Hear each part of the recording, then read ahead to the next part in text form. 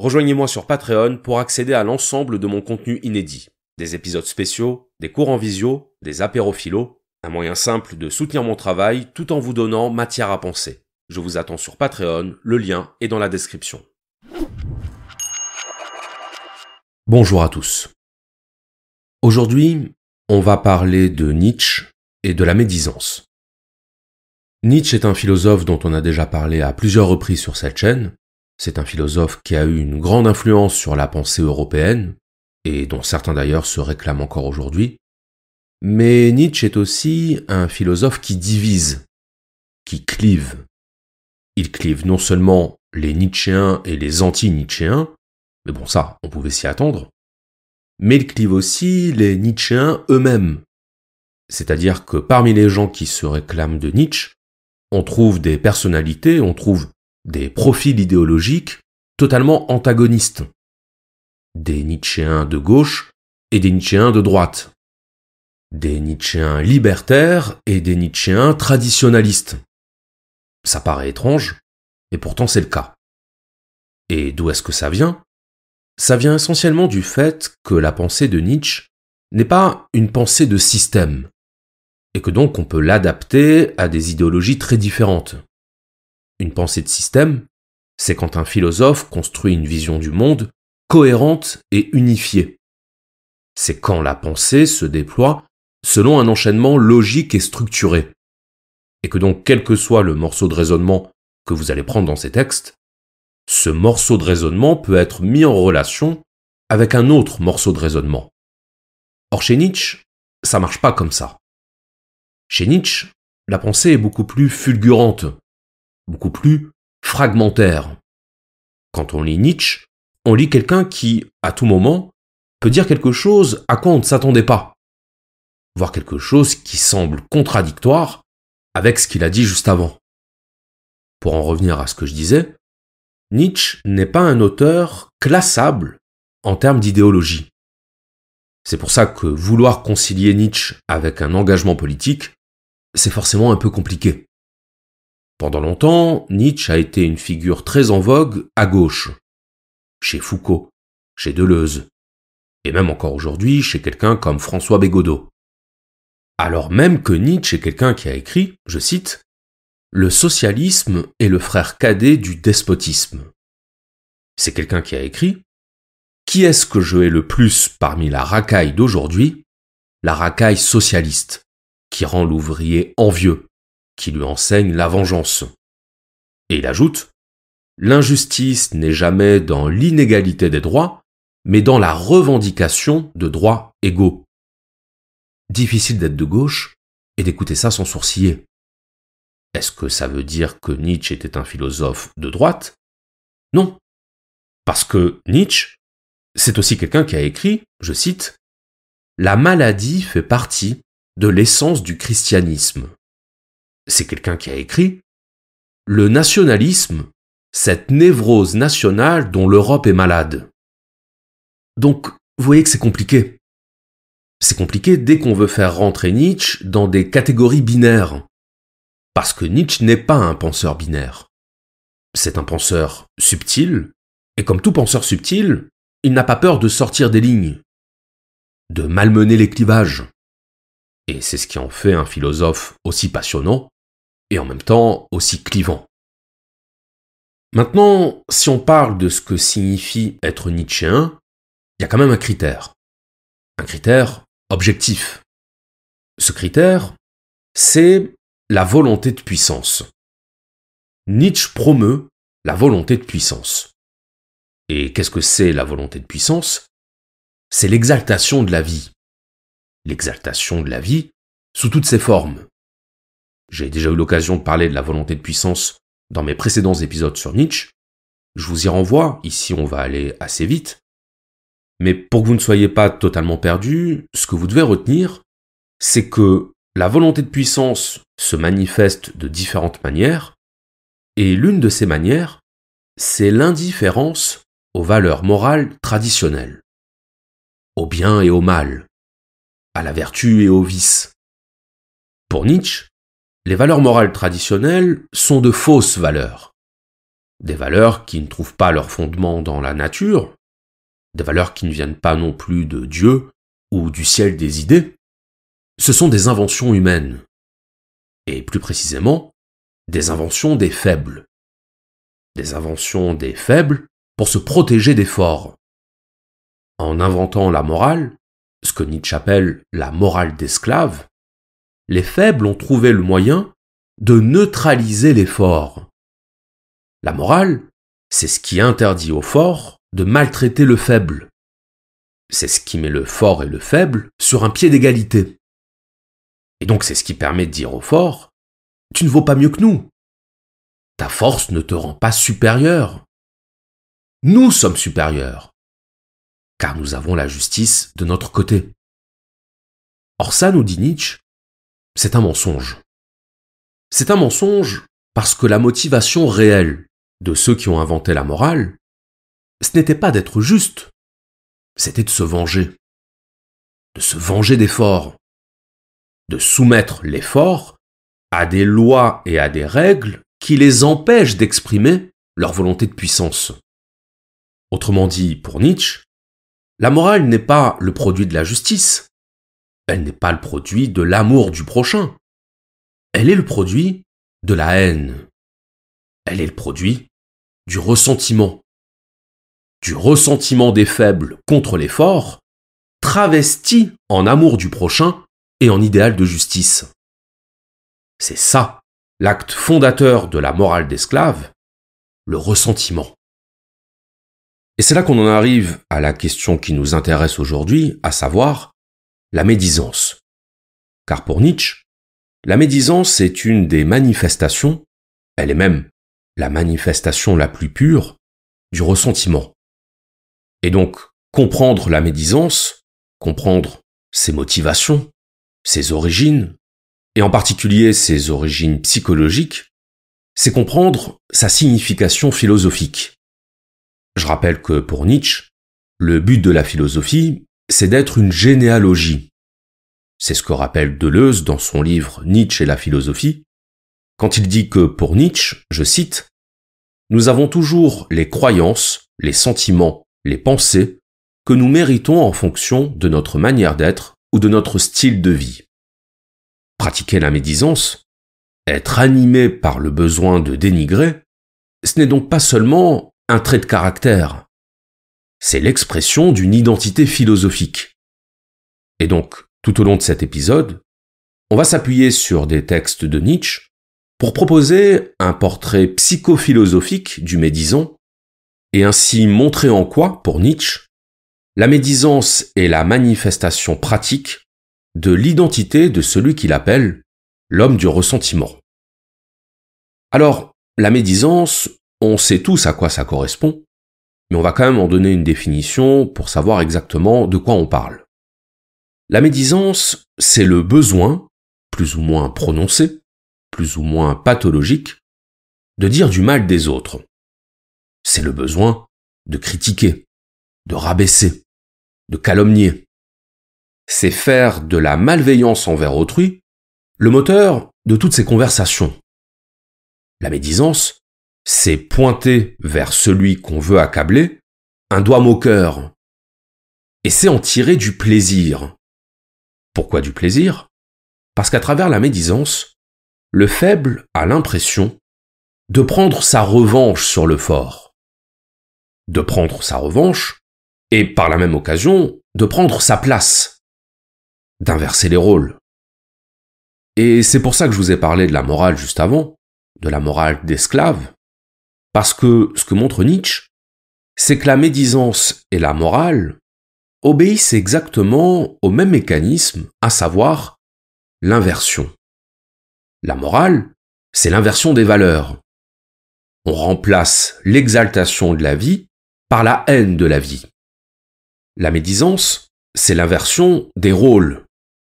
La victime devient bourreau et le bourreau devient victime. Dans les deux cas, c'est une vengeance. Dans les deux cas, c'est un produit du ressentiment. Je vais vous proposer une formule qui résume ce que nous dit Nietzsche à propos de la médisance. La médisance, c'est la forme désinhibée de ce dont la morale est la forme inhibée. Ça veut dire quoi? Ça veut dire que la morale est une inversion des rôles entre le faible et le fort sous couvert de justice. On punit le fort parce que, du point de vue de la morale d'esclave, la force, c'est le mal. Donc le besoin de punir le fort, le besoin de se venger du fort, n'est pas directement assumé. Il passe par le filtre des valeurs morales. Alors que la médisance, c'est une inversion des rôles entre le faible et le fort, pour le seul plaisir de dire du mal. Alors, certes, le médisant assume rarement sa médisance. Il assume rarement de dire du mal pour le seul plaisir de dire du mal. Il trouve toujours des justifications rationnelles à sa médisance, ce que Nietzsche appelle des faux fuyants. Et ce faisant, il se cache à lui-même sa médisance. Il se cache à lui-même son ressentiment. Mais ce qu'il ne peut pas se cacher, c'est le plaisir qu'il éprouve à dire du mal. C'est le plaisir qu'il éprouve à rabaisser les autres. Ce que dit Nietzsche, c'est qu'on a beau se réfugier derrière toutes les justifications qu'on veut, derrière l'objectivité, derrière la vérité, derrière la sincérité, ce qu'on recherche à travers la médisance, c'est la vengeance. Nietzsche résume ça dans une phrase, je cite, « Personne n'accuse sans avoir l'arrière-pensée de la punition et de la vengeance. » Donc la médisance, comme la morale, exprime un désir de vengeance. Mais sauf qu'il y a un problème. Ce problème, c'est que c'est une vengeance dans laquelle le faible continue d'exprimer sa faiblesse. Puisque, précisément, dire du mal, c'est exprimer quelque chose qui est en nous. Je rappelle que, pour Nietzsche, on a les valeurs de sa psychologie et on a la psychologie de sa physiologie. Le faible a une psychologie de faible qui découle de sa physiologie de faible et sa psychologie de faible se prolonge dans une morale de faible. Morale de faible dont le but inassumé est de se venger du fort. La médisance, c'est donc le besoin d'expulser hors de soi, de transférer à l'extérieur de soi, quelque chose qui fondamentalement est en soi. Alors, soyons précis, Nietzsche fait la distinction entre deux formes de vengeance, ce qu'il appelle la vengeance de conservation et la vengeance de compensation. La vengeance de conservation, c'est quand la vengeance a pour but d'éviter un dommage futur. On se venge d'un ennemi qui nous a attaqués pour le dissuader de nous réattaquer. La vengeance de compensation, c'est quand la vengeance ne sert pas à éviter une nouvelle attaque, quand le mal est pour ainsi dire déjà fait, et que du coup on cherche juste à se soulager, parce qu'on s'est senti humilié, et qu'on veut que celui qui nous a humiliés partage notre humiliation, qu'il partage notre souffrance. Donc, quand il critique, le médisant extériorise sa souffrance. Mais en même temps qu'il extériorise sa souffrance, il exprime son besoin de l'extérioriser. Donc, il exprime la souffrance qui est à l'origine de son besoin d'extériorisation.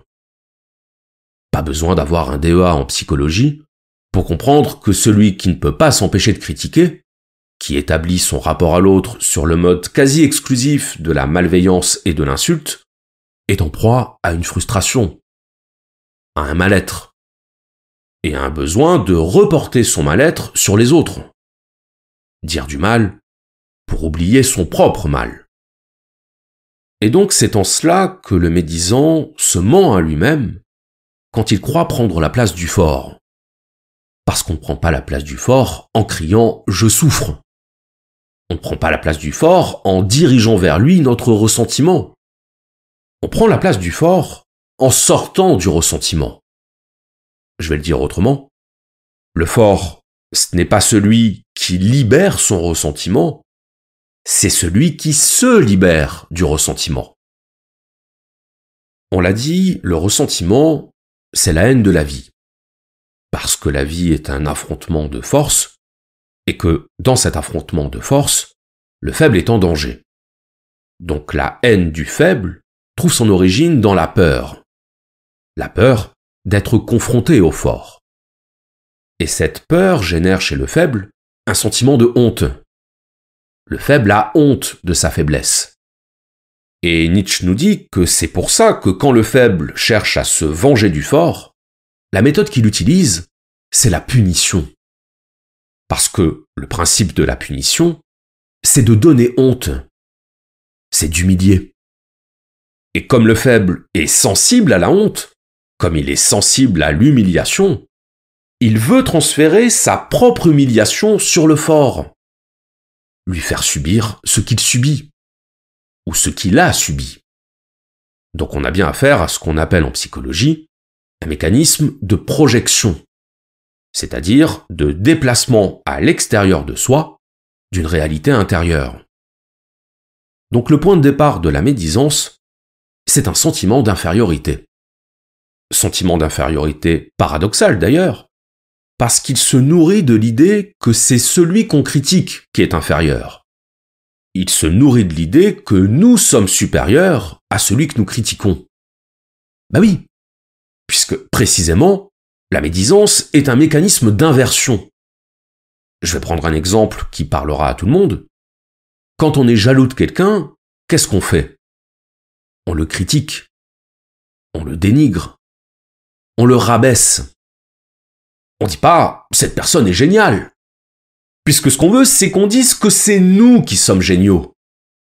Donc quand quelqu'un a du succès auprès des autres, et que nous sommes envieux de ce succès, quand on pense que ce succès devrait normalement nous revenir à nous, on rationalise notre jalousie.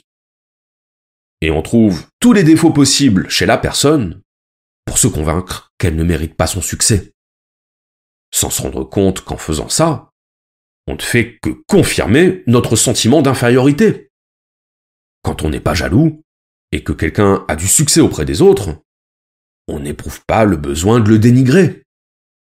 Parce que croire qu'on va annuler le succès de quelqu'un en faisant l'étalage de notre ressentiment, c'est très naïf. Et surtout, c'est occulter les raisons profondes pour lesquelles on la critique. Les raisons véritables. Quand on se sent obligé de débiner la personne, quand on se sent obligé de faire un exposé sur ses défauts pour montrer à quel point son succès n'est pas justifié, c'est qu'on le vit mal. C'est qu'on est touché par le fait qu'elle ait du succès. Et qu'on voudrait que ça s'arrête. Quoi qu'on dise, pour rationaliser notre réaction. Je vais vous lire une citation de Nietzsche, qu'on trouve dans Humain trop humain, et dans laquelle Nietzsche met en relation la médisance et le sentiment d'infériorité. Je cite : « Ils ne sont pas rares, c'est peut-être même la majorité, les hommes qui ont absolument besoin, pour maintenir leur estime d'eux-mêmes, de rabaisser et de dénigrer, dans la représentation qu'ils s'en font, tous les hommes qu'ils connaissent. » Donc là, que nous dit Nietzsche ? Il nous dit que le besoin de rabaisser a pour but le maintien de l'estime de soi. Donc ça, c'est ce qu'on a expliqué tout à l'heure, à savoir que dans un rapport d'inégalité, dans un rapport hiérarchique, en l'occurrence dans un rapport hiérarchique entre le fort et le faible, si le faible est dans l'incapacité de s'élever au niveau du fort, sa seule solution, c'est d'abaisser le fort à son niveau, en le dénigrant, en le salissant. D'ailleurs, étymologiquement, dénigrer, ça veut dire rendre noir. Dénigrer, c'est obscurcir. Le médisant évolue dans la noirceur. Et ça, c'est fondamental parce que cette noirceur dans laquelle il évolue, le médisant veut l'étendre à tous ceux qui n'y évoluent pas. C'est pour ça qu'il cherche à tout médiocriser. Parce que s'il arrive à se convaincre que tout le monde est médiocre, sa propre médiocrité devient supportable. C'est comme si elle s'annulait. Alors qu'à l'inverse, à chaque fois qu'un homme s'élève au-dessus de la médiocrité, c'est un rappel que lui n'y est pas parvenu. Donc que fait celui qui n'est pas parvenu à s'élever, et qui, parce qu'il n'y est pas parvenu, ne veut pas que les autres puissent s'élever? Il les rabaisse. Il les rabaisse par les mots, à défaut de pouvoir les rabaisser par les actes. Donc à chaque fois que vous entendez quelqu'un médire, dites-vous bien qu'il ne le fait pas par plaisir. Il le fait par besoin. Le besoin de se persuader que les autres sont médiocres, car si les autres sont médiocres, c'est moins honteux de l'être soi-même. Le médisant est sensible à la honte. De manière générale, il est sensible à tout ce à quoi le fort est indifférent. Exemple, la réputation. Le médisant est très sensible à la réputation. C'est d'ailleurs parce qu'il est sensible à la réputation qu'il s'en prend à la réputation des autres.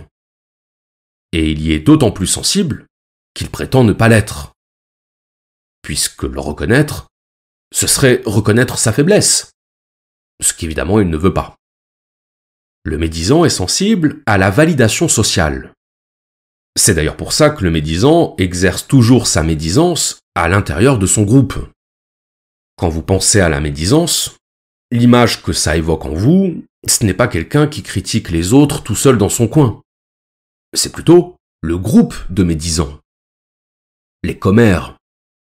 Le médisant a besoin du groupe parce que le groupe lui donne l'impression d'avoir une importance et donc de s'élever par la médisance. Le médisant, c'est celui à qui on demande de dénigrer pour nous divertir. Donc il y a un écosystème de la médisance. Un écosystème au sein duquel le médisant peut jouir d'une certaine autorité, voire d'une certaine aura.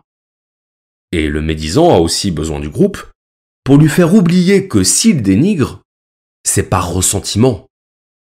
On oublie que la médisance est un produit du ressentiment en faisant un jeu collectif. C'est pour ça que les médisants aiment se rassembler pour critiquer. Parce que c'est un moyen pour eux de s'auto-persuader qu'ils ne sont pas aigris ou envieux, mais qu'ils sont supérieurs. Un groupe dans lequel tout le monde partage notre ressentiment est un groupe qui fait oublier qu'il est bâti sur le ressentiment, puisqu'il le normalise. Par définition, on ne constate pas ce qui est normal, on constate ce qui sort de la norme. Quand la médisance est normalisée dans un groupe, on ne voit même plus que c'est la médisance qui nous relie. L'effet de groupe dissout le discernement. C'est le propre de tous les phénomènes collectifs, de nous ôter notre individualité. Il y a un très bon roman de Jean Telet qui s'appelle « Mangez-le si vous voulez », basé sur une histoire vraie, et qui décrit le lynchage d'un homme dans un village de Dordogne en 1870. La France vient d'entrer en guerre contre la Prusse. Alain Monéis est un aristocrate de 32 ans. Il participe à la foire du village de Hautefeuille. Et là, des villageois commencent à le molester parce que son cousin aurait été entendu le matin en train de crier « Vive la République !» Sans qu'il puisse rien faire pour se soustraire au groupe, Monéis est tabassé, torturé et brûlé. Et c'est là que le maire du village aurait dit aux habitants « Mangez-le si vous voulez », ce qui a été démenti lors du procès.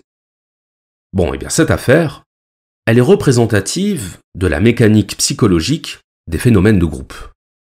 Phénomène de groupe qui rend possible la dilution de la responsabilité.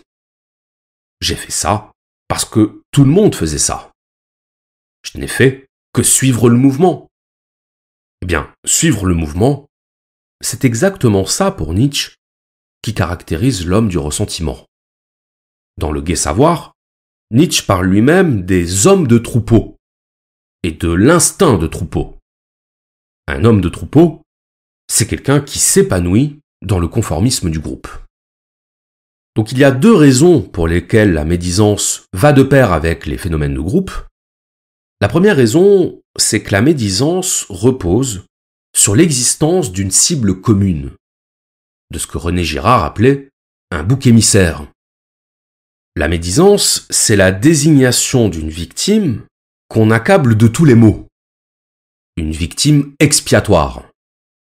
Je rappelle que le bouc émissaire, à l'origine, c'était une coutume biblique qui voulait qu'on charge un bouc de tous les péchés de la communauté et qu'on le chasse dans le désert pour qu'il les éloigne de la cité. Donc ça s'inscrit dans une logique sacrificielle. On sacrifie le bouc émissaire pour souder la communauté et pour la revivifier. Eh bien, c'est exactement cette mécanique qui est à l'œuvre dans la médisance. Le bouc émissaire, c'est celui contre lequel se coalisent les médisants, contre lequel se coalisent leurs ressentiments, leur frustration, leur amertume. Donc ça, c'est la première raison.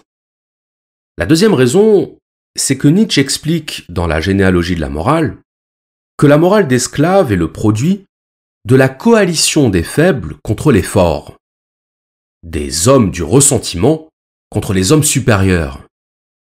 Alors, je précise quand même parce qu'évidemment, homme supérieur, ça peut donner lieu à des interprétations douteuses. L'homme supérieur chez Nietzsche, c'est l'homme affranchi. Affranchi de quoi ? Du ressentiment, justement. Et de tout ce qui découle du ressentiment. L'homme supérieur, c'est l'homme qui n'est soumis à aucun système de valeurs, parce qu'il est le créateur de son propre système de valeurs. C'est celui qui crée les valeurs qu'il suit, et qui suit les valeurs qu'il crée. On va en reparler dans un instant.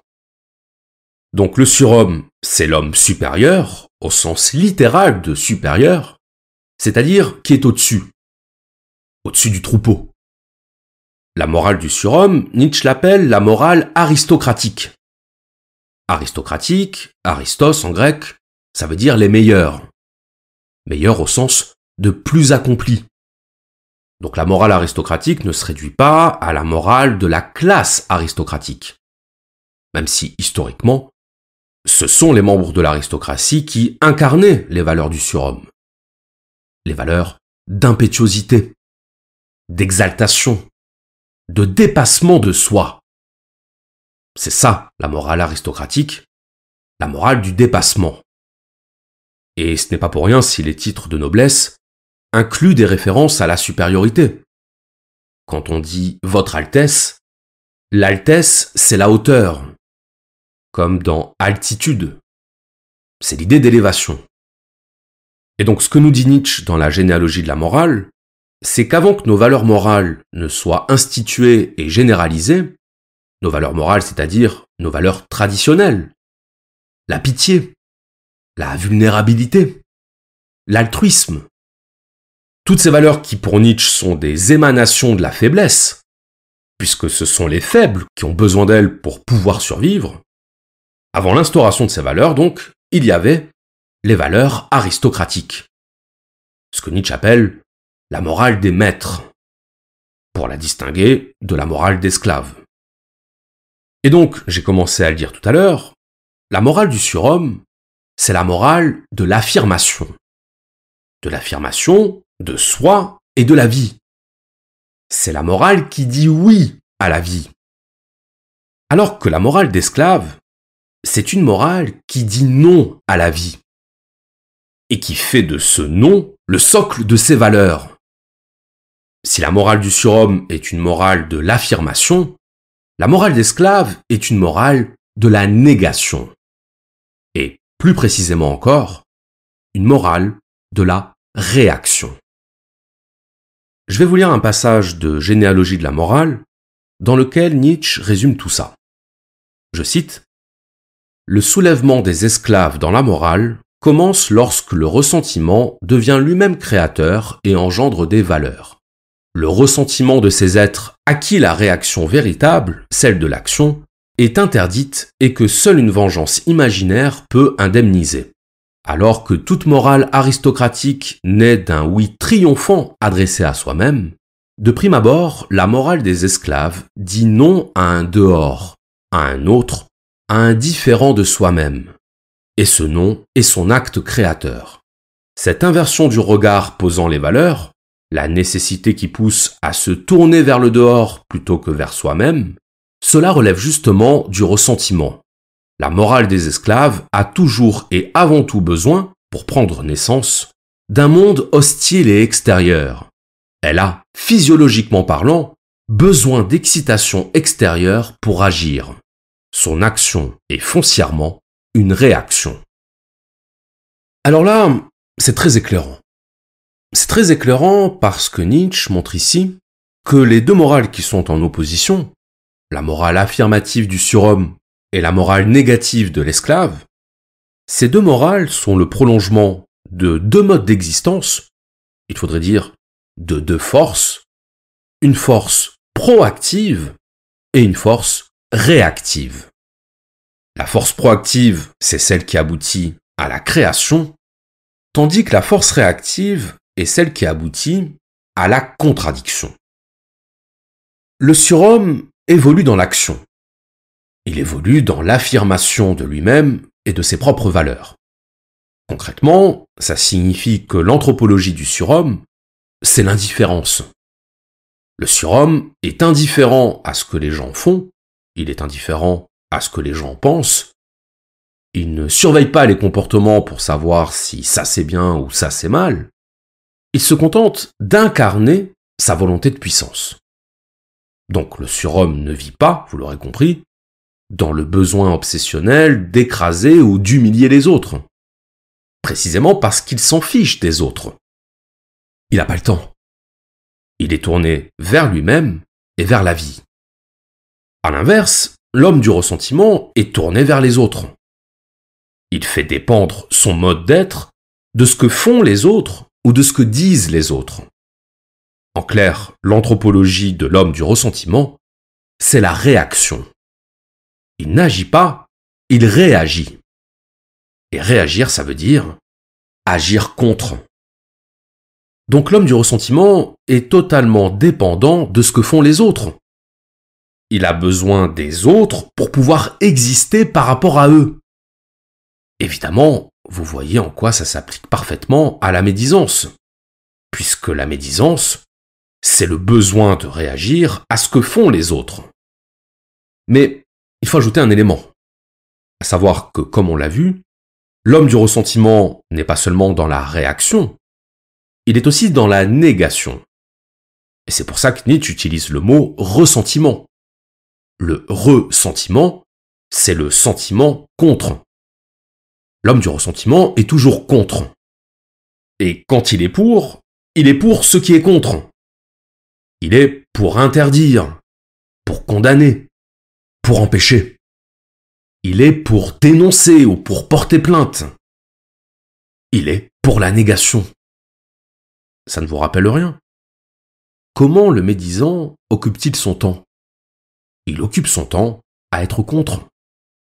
Puisque la critique est son moteur. Le médisant ne s'affirme qu'en niant.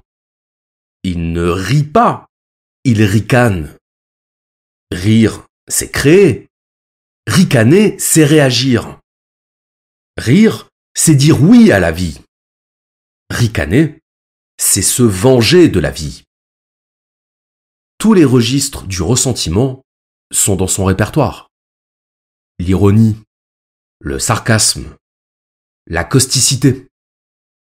Il ne peut rire qu'en se moquant, c'est-à-dire en riant d'eux, car son plaisir se situe dans la diminution. Nietzsche parle de ça dans Humain trop humain, il appelle ça la joie maligne, Schadenfreude en allemand. La joie maligne, c'est la joie qui se réjouit du mal, la joie du pauvre. Je cite, « La joie maligne que l'on éprouve en face du mal d'autrui provient du fait que chacun se sent mal en point sous bien des rapports, qu'il a lui aussi ses soucis, ses remords, ses douleurs, et qu'il ne les ignore pas. Le dommage qui touche l'autre fait de lui son égal, il réconcilie sa jalousie. S'il a des raisons momentanées pour être heureux lui-même, il n'en accumule pas moins les malheurs du prochain, comme un capital dans sa mémoire, pour le faire valoir dès que sur lui aussi le malheur se met à fondre. C'est là également une façon d'avoir une joie maligne. Le sentiment de l'égalité veut donc appliquer sa mesure au domaine du bonheur et du hasard. La joie maligne est l'expression la plus vulgaire, par quoi se manifeste la victoire et le rétablissement de l'égalité. Vous vous souvenez de ce qu'on disait tout à l'heure à propos de l'égalité? La médisance, c'est un moyen pour le faible de rabaisser le fort à son niveau et ainsi de se donner l'illusion d'une égalité. Ce que Nietzsche ajoute ici, c'est que l'homme du ressentiment se réjouit du malheur de son prochain parce qu'il y trouve un rappel de son propre malheur, de ses propres défaillances. En clair, il se sent moins seul. Et le fait que l'homme du ressentiment se réjouisse et se nourrisse du malheur des autres, ça permet d'écarter l'idée selon laquelle la médisance ne serait en réalité pas de la médisance, mais qu'elle serait juste une critique objective. Vous savez, les gens qui dénigrent et qui disent « je ne critique pas, je constate ». Mais si la médisance n'était que du constat, si elle n'était pas de la médisance, c'est-à-dire une expression du ressentiment, mais une critique objective, dans le but de corriger, dans le but d'améliorer. Comment se fait-il que le médisant n'applique jamais la critique à lui-même? Si la critique est nécessaire, utile, saine, pourquoi ne pas encourager les autres à nous critiquer également? Car vous remarquerez que si l'homme du ressentiment est très prompt à critiquer les autres, il est allergique à sa propre critique. Ce qui prouve bien que quand le médisant critique, l'objectivité n'est qu'un masque. Elle n'est qu'un mensonge. Un mensonge sur sa motivation profonde, qui n'est pas un désir d'élévation, mais un désir de vengeance. Pour l'homme du ressentiment, la critique est une arme, et on ne dirige pas une arme contre soi. Au XIXe siècle, il y avait un critique littéraire français assez connu qui s'appelait Sainte-Beuve. Et Sainte-Beuve adressait des critiques extrêmement virulentes à des écrivains que tout le monde s'accordait à reconnaître comme de grands écrivains. Par exemple Balzac, ou par exemple Stendhal. Évidemment, nul écrivain n'est à l'abri de la critique. Mais ce qui était reproché à Sainte-Beuve, et notamment ce que Nietzsche reprochait à Sainte-Beuve, c'était de ne pas réussir à dissimuler son aigreur à l'égard des auteurs qu'il critiquait. C'était de laisser transparaître dans ses critiques une amertume et un désir de vengeance. C'était de confondre critique et médisance. Voilà ce qu'écrit Nietzsche, c'est dans Le crépuscule des idoles. Je cite « Sainte-Beuve est plein de petites haines contre tous les esprits virils. Il erre çà et là, raffiné, curieux, ennuyé, aux écoutes. Un être féminin au fond, avec des vengeances de femme et des sensualités de femme.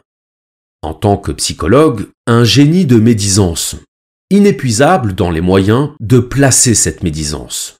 Personne ne s'entend aussi bien à mêler du poison à l'éloge. Ses instincts inférieurs sont plébéiens et parents au ressentiment de Rousseau. Donc il est romantique, car sous tout le romantisme, grimace et guette l'instinct de vengeance de Rousseau. Révolutionnaire, mais passablement contenu par la crainte. Sans indépendance devant tout ce qui possède de la force. L'opinion publique, l'académie, la cour, sans excepter Port-Royal. Irrité contre tout ce que les hommes et les choses ont de grand, contre tout ce qui croit en soi-même. Suffisamment poète et demi-femme pour sentir encore la puissance de ce qui est grand, sans cesse recoquillé comme ce vers célèbre, parce qu'il sent toujours qu'on lui marche dessus. Dans ce texte, Nietzsche nous donne une dernière information à propos de la médisance, une information qui synthétise tout ce qu'on a dit jusqu'à présent, à savoir qu'elle est l'expression d'un sentiment d'impuissance. Le médisant se sent impuissant. Impuissant à quoi? Impuissant à créer. Impuissant à produire une œuvre. À être reconnu pour ses réalisations. Le grand écrivain a quelque chose du surhomme. Il crée un monde avec ses propres règles, ses propres lois, ses propres valeurs. Le critique littéraire, lui, est condamné à réagir, à placer ses pas dans ceux de celui qu'il critique. Voilà pourquoi sa seule option, s'il veut se distinguer, c'est de jeter le discrédit sur l'œuvre qu'il critique, à moins qu'il ne décide de créer sa propre œuvre. Mais ça, ça demande davantage que du sarcasme. Ça demande du travail, de l'audace, de la résistance aux critiques. Ça demande de la volonté. Nietzsche écrit, je cite, « Les hommes doués mais nonchalants auront toujours l'air un peu irrités lorsque l'un de leurs amis aura terminé un bon travail. Leur jalousie s'éveille, ils ont honte de leur paresse. Ou plutôt, ils craignent que l'homme actif ne les méprise alors encore plus que d'ordinaire. C'est dans cette disposition d'esprit qu'ils critiquent l'œuvre nouvelle, et leur critique devient de la vengeance. » Vous l'ignorez peut-être, mais le concept de ressentiment chez Nietzsche a ouvert le champ à de nombreuses études en psychologie, des études qui semblent donner raison à Nietzsche, puisqu'elles mettent en évidence la relation entre médisance et vulnérabilité, entre besoin de critiquer et sentiment d'insécurité. Dans ces études, voilà ce qu'on peut lire. Je cite, « Les personnes les plus critiques se comparent continuellement aux autres. Elles envient la chance des autres. Mais elles nourrissent aussi l'idée narcissique qu'elles méritent mieux que les autres parce qu'elles se croient supérieures. Ce sont des personnes à faible estime de soi, avec une tendance à l'appréhension et des difficultés à communiquer de manière assertive leurs besoins émotionnels. Elles ont donc recours à la critique et au drame pour atteindre leurs objectifs. La propension à critiquer les autres répond à une profonde peur d'être jugées. Bien que les personnes qui critiquent les autres puissent être très cinglantes, à la base de leur attitude se trouve une grande fragilité émotionnelle, un ego hyper réactif et extrêmement sensible qui cherche à s'apaiser par la critique négative. Tous ces éléments confirment une chose, à savoir que si la médisance est effectivement l'arme des impuissants, il s'agit moins d'une arme d'agression qu'une arme de défense. Ce que veut le médisant, ce n'est pas tant faire du mal aux autres que se faire du bien à lui. Ce n'est pas tant rabaisser l'autre que s'élever. Donc, la prochaine fois que vous croiserez la route d'un médisant, gardez à l'esprit cette citation de Nietzsche. Les insectes piquent, non par méchanceté, mais parce que eux aussi veulent vivre. Il en est de même des critiques. Ils veulent notre sang et non pas notre douleur. Je vous remercie.